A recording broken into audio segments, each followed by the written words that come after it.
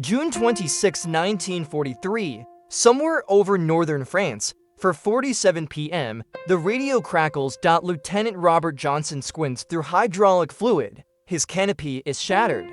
21 cannon shells have torn through his fuselage. Fire licks at the cockpit edges. The P-47 Thunderbolt spins toward Earth like a coin flipped by God himself.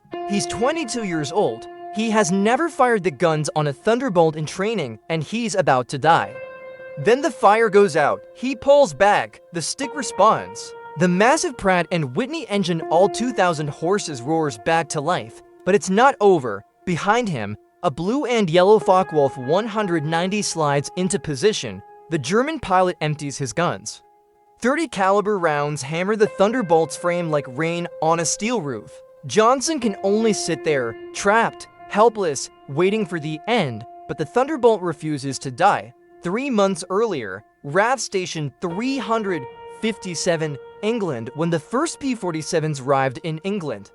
Royal Air Force pilots gathered at the fence to watch them land. One by one, these American machines touched down. Enormous, bulbous, impossibly heavy. The British veterans, hardened by years fighting Messerschmitts and Focke-Wulfs, exchanged glances. They'd seen fighters before: Spitfires, Hurricanes, sleek, nimble, purpose-built for dogfighting. This thing looked like someone bolted wings to a locomotive. One RAF pilot is said to have remarked, "Are you lot flying those or towing them?" The Americans didn't laugh. They'd already buried 18 of their own pilots during training. The P-47 was a beast to master. It weighed 10,000 pounds empty, more than some twin-engine bombers. Fully loaded with fuel, ammunition, and ordnance, it topped 17,500 pounds. It climbed slowly, turned like a freight train. And at low altitude, it felt every ounce of its 7-ton frame. But there was something else, something the skeptics couldn't see from the ground. The Thunderbolt was built like nothing else in the sky. Georgia, 1940.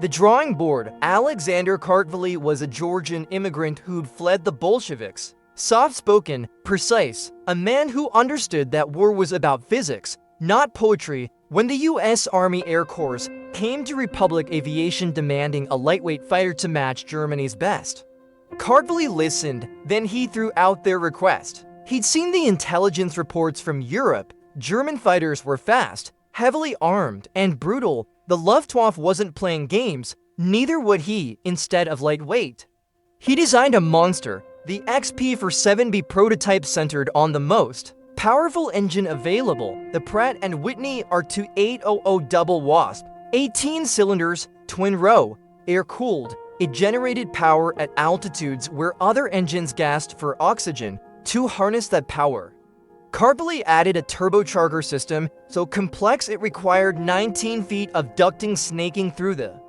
fuselage. The result was a fighter that could maintain full power at 30,000 feet, higher than most opponents could even reach. Then came the guns. Not 4, not 6, 8 Browning M2.50 caliber machine guns, for per wing, each capable of firing 800 rounds per minute. Together, they could throw over 9 pounds of lead per second. When Kartveli saw the final design, he admitted, "It will be a dinosaur, but it will be a dinosaur with good proportions."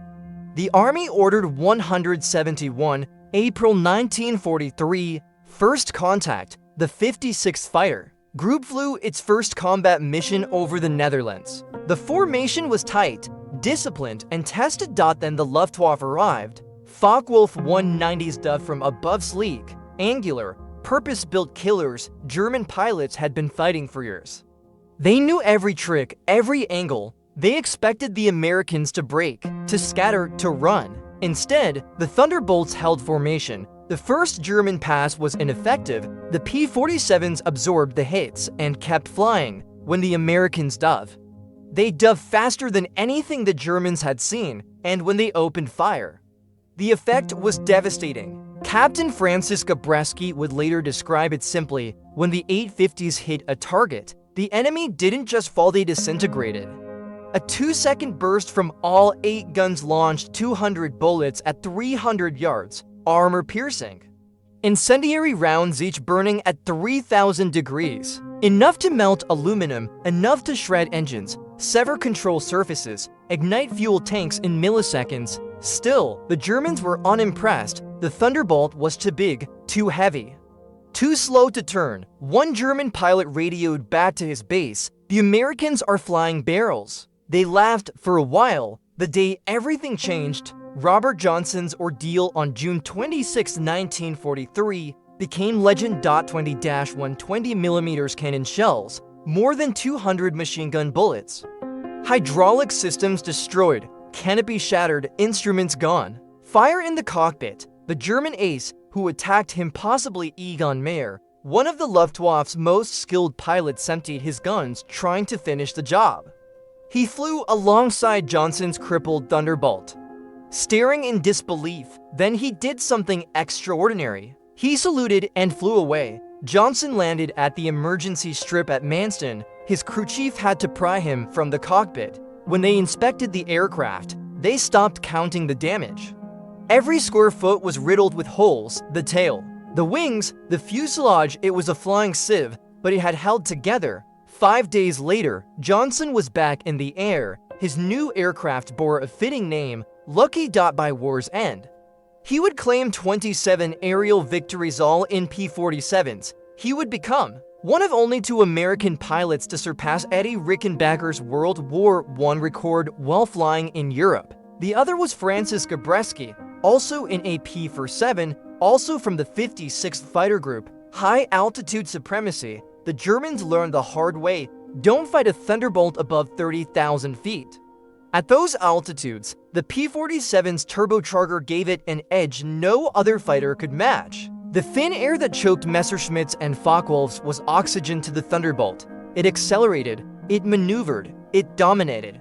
German ace Hans Philipp 206 victories on the Eastern Front encountered P-47s on October 8, 1943. His wingman watched as Robert Johnson dove from above, guns blazing.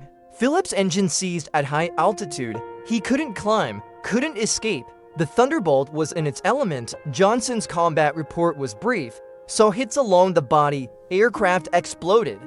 No parachute. If Philipp, one of Germany's best, couldn't survive, what hope did the others have? The psychological impact was immense. Ground attack, a new role. By late 1943, the P-51 Mustang arrived with longer range for bomber escort. The P-47 found a new calling, ground attack. This is where the Thunderbolt became truly fearsome.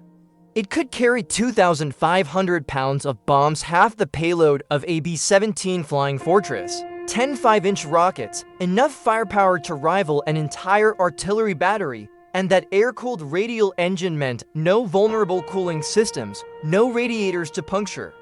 Pilots brought P-47s home with entire cylinder heads missing. From D-Day to V-Day, Thunderbolts destroyed 86,000 railroad cars, 9,000 locomotives, 6,000 armored vehicles, and 68,000 trucks. They obliterated German logistics. They shattered supply lines. They turned roads into graveyards. German tankers learned to fear the sound, that distinctive turbocharger whine, that heavy bass roar of the double wasp engine. When they heard it, they abandoned their vehicles and ran. The German perspective shifts. Major Joseph Priller, a Luftwaffe ace, initially mocked the P-47, called it clumsy, overweight, a joke. By 1945, his tune had changed. In post-war interviews, Priller admitted the Thunderbolt was the perfect fighter bomber. Its guns never jammed, never overheated. It outmatched all expectations. He concluded with a phrase that would echo through history: "We laughed at them in 1943. Nobody laughs now." Heinrich Burr, another German ace, was more direct. The P-47 could absorb an astounding amount of lead and had to be handled very carefully. The respect was hard-earned. The 56th Fighter Group alone, Zemke's Wolfpack, claimed 665.5 aerial victories and destroyed over 1,000 aircraft total, including those strafed on the ground. They became the top-scoring American fighter group in the European theater. Not one P-47M was lost in air-to-air combat, even against jets. In the war's final months, Germany deployed the Me-262 to the world's first operational jet fighter. It was 100 miles per hour faster than any propeller-driven aircraft. The P-47 shot down 20 of them on April 5, 1945. A lone Me-262 straight into a bomber.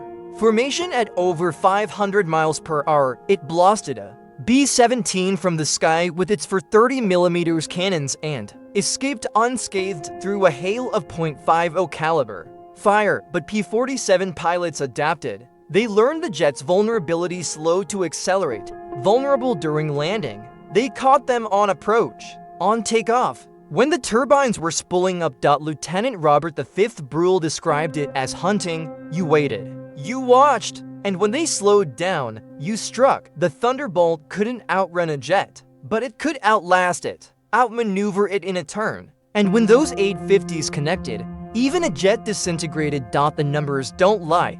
15,683 P-47 Thunderbolts were built between 1941 and 1945. Only 3,499 were lost in combat, a loss rate of just 0.7% per mission. They destroyed 3,750 to enemy aircraft in aerial combat, more than any other allied fighter. They flew over 500,000 sorties. The P-51 got the glory, the recognition, the Hollywood treatment, but the P-47 did the grunt work. It brought pilots home. It cleared the skies. It smashed the German war machine into rubble. June 26, 1943, the English Channel, 6:23 p.m. Lieutenant Robert Johnson's Thunderbolt crosses the coast. He can barely see. His instruments are gone. His hydraulic system is destroyed. His landing gear won't deploy, but the engine still runs. He lines up with the emergency strip at Manston. No flaps, no gear, just speed and instinct. The Thunderbolt belly lands, metal screeching across concrete, sparks flying. It slides to a stop. Silence. Ground crew rushes toward the wreckage. They expect to find a corpse. Instead, they find Johnson alive, burned, bleeding, but alive. They count the damage. 21 cannon shells, 200 bullet holes, maybe more. One mechanic stares at the shredded airframe and whispers, "How?" Johnson doesn't answer. He just looks at the Thunderbolt, this ugly, oversized, indestructible monster, and smiles. 5 days later, he climbs into another one. The Germans had laughed. They called it a barrel, a joke, a target, but the joke was on them, because when those 8.50 caliber Brownings opened up at 30,000 feet, when that torrent of armor-piercing incendiary rounds found their mark, when the Thunderbolt dove at 500 miles per hour with all the fury of American industry behind it, laughter turned to fear, and fear turned to respect. The P-47 Thunderbolt wasn't the prettiest fighter. It wasn't the fastest or the most agile, but it was the toughest, the deadliest, the most versatile American fighter of World War II, and it earned its place in history the hard way, one mission at a time, one bullet at a time, one German pilot at a time who learned too late that you don't laugh at 7 tons of American steel and determination. You just get out of the way.